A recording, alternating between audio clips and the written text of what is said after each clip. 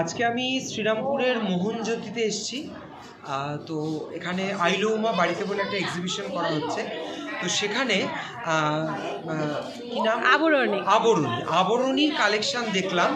এইমাত্র নামটা শুনলাম, কিন্তু নানা রকম ব্যস্ততায় ভুলে গেছিলাম। তারপর দিদির থেকে আবার জেনে নিলাম আবরণীর অসাধারণ কালেকশন দেখলাম, এবং যেটা অফ ক্যামেরা বলছিলাম ঠিক সেটাই অন ক্যামেরা বলবো।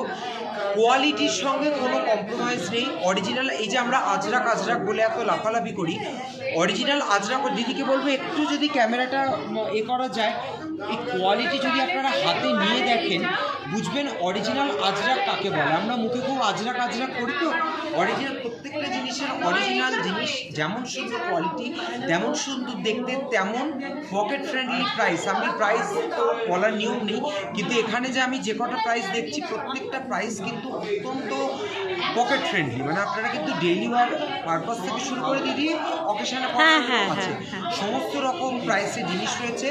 অবশ্যই আপনারা আবরণীর সঙ্গে থাকুন, এক্সিবিশনে তো অবশ্যই আসবেন। তাছাড়াও অনলাইনে আমি সবসময় আছি।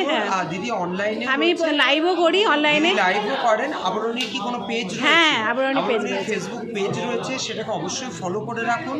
এবং ঝুমাদির সঙ্গে কানেক্টেড থাকুন।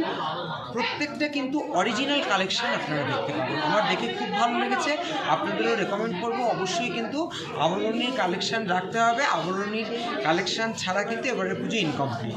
থ্যাংক ইউ সো মাচ এত সুন্দর করে রিভিউ দেওয়ার জন্য।